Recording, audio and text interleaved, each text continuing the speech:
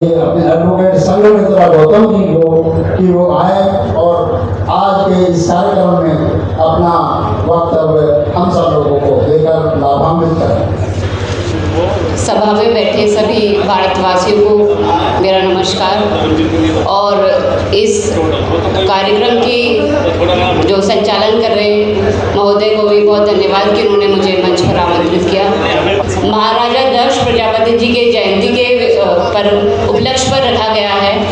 इस जयंती के अवसर पर जो आज के इस कार्यक्रम का विषय है चर्चा के लिए जो है कि आज़ादी के 78 वर्ष बाद भी इस भारत देश में अति पिछड़े वर्ग जो लोग हैं उनकी दशा और दिशा, ये जो आपने विषय रखा है ये बहुत ही महत्वपूर्ण विषय है और आप सभी सम्मान्य लोग जो इस विषय की गंभीरता को समझते हुए इस सभा में उपस्थित हुए चर्चा को सुनने के लिए आप सभी को अभी मैं धन्यवाद करती हूँ। और अपनी बात को शुरू करने से पहले सबसे पहले मैं धन्यवाद करती हूँ अपने पिताजी श्री हरीश गौतम जी का, उसी के साथ अपनी माता का जिनके साहस, प्रोत्साहन और प्रेरणा की वजह से मैं लगभग 15 वर्षों से अपना वक्तव्य समाज के बीच जाकर केवल मेरठ में नहीं पूरे भारतवर्ष में कर रही हूँ, जिससे कि हमारे देश के लोग जागरूक हों और हम जिस मकसद के लिए हमारे जो संविधान बना था उस मकसद को हम पाने में सफल हों। कॉन्स्टिट्यूशन का हवाला देते हुए आप सभी को सबसे पहले आर्टिकल 340 जिसके बारे में बहुत से लोग जानते होंगे उसके बारे में बताना चाहूँगी कि जो आर्टिकल 340 है वो सामाजिक और शैक्षणिक रूप से जो भारत के पिछड़े वर्ग थे उनकी स्थिति की जांच करने, सुधार करने के लिए बनाया गया था। हमारे देश में मंडल कमीशन भी लागू हुआ और भारत देश में भारत का संविधान भी लागू हुआ, लेकिन ये बहुत दुख की बात है कि 78 वर्ष के बाद भी हमारे देश के जो अति पिछड़े वर्ग हैं और समाज के में जो मूल्यवासी वर्ग है जिसमें SC, ST, OBC और माइनॉरिटीज़ के जो लोग आते हैं उनकी हालत आज भी बहुत ज़्यादा खराब है। आज भी वो लोग सरकार के द्वारा जो राशन दिया जाता है उस पर डिपेंड है। आज भी हमारे देश में महिलाओं के साथ अन्याय, अत्याचार होता है। ये भारत देश ही है कि हमारे देश में मूछें रखने पर मार दिया जाता है। उत्तराखंड में एक व्यक्ति को आटे की चक्की छूने पर उसको मार दिया गया था। तो अगर इन शॉर्ट बात करी जाए तो आज़ादी के 78 वर्ष बाद भी भारत के जो मूल्यवासी लोग हैं जिसमें अति पिछड़ा वर्ग और SC वर्ग, OBC वर्ग और जो माइनॉरिटी वर्ग है वो सभी आते हैं, तो उनकी जो हालत है वो दयनीय है। और ये बहुत सोच का विषय है कि हम सब आगे तब तक नहीं बढ़ सकते जब तक हमें अपने अधिकारों के बारे में पता नहीं होगा, क्योंकि आप सभी जानते हैं कि हमारे अधिकारों का हनन दिन प्रतिदिन हो रहा है और विशेष रूप से महिलाओं का। और ये दूसरा दुख का विषय है कि जो भी कार्यक्रम होते हैं उसमें जो महिलाओं की जो संख्या होती है वो बहुत ही शून्य होती है, टिप्स पे गिने जा सकते हैं। तो अगर हम देश में समाज में सुधार करना चाहते हैं तो सबसे पहले इसकी शुरुआत हमें अपने घर से करनी होगी, तभी हम लोग सुधार कर सकते हैं। तो जो हमारे संविधान के तहत सभी को अधिकार मिले, वो अधिकार तो केवल कागजों तक सीमित है, क्योंकि डॉक्टर भीमराव अम्बेडकर जी ने भी कहा था कि किसी भी देश का संविधान कितना ही अच्छा क्यों ना हो, जब तक उस देश के जो लोग हैं उन लोगों की मानसिकता उस संविधान को लागू करने के लिए अच्छी नहीं होगी, तब तक इस देश का संविधान कितना भी अच्छा क्यों ना हो वो बेकार होगा।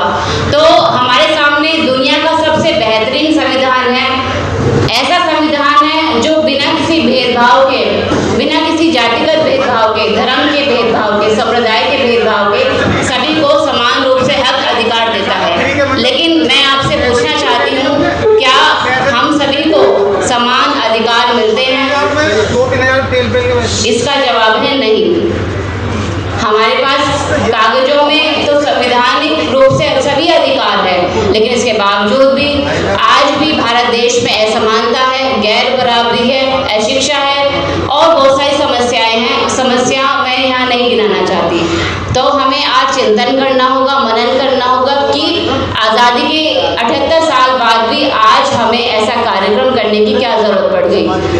उसका पीछे कारण यही है कि हम सभी ने संविधान से अधिकार तो ले लिए, लेकिन संविधान को हमने ना तो देखा ना पढ़ा।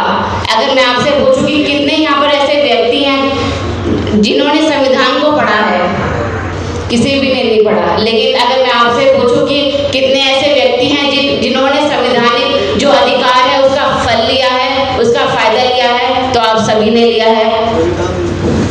तो संविधान में अधिकार तो हमने फायदा था वो तो ले लिया, लेकिन वो अधिकार जो हमें मिले थे इतने संघर्षों के बावजूद भी, लेकिन आज वो हमसे छीने जा रहे हैं हक अधिकार। और जब देश के लोगों से उसके हक अधिकार छीने जाते हैं तो इसका मतलब है उसे फिर से गुलाम बनाने की तैयारी इस देश में करी जा रही है, और हम सब खुद अपनी आंखों से देख रहे हैं। तो हमें अपने संवैधानिक जो अधिकार हैं उनका फायदा लेने के साथ साथ उनको संविधान को अपने घर में लेकर आना होगा। जिस तरह से हम अपने घरों में धार्मिक किताबें रखते हैं, उसी तरह हमें अपने घरों में संविधान की जो पुस्तक है जो सर्वोपरि है उसे रखना होगा।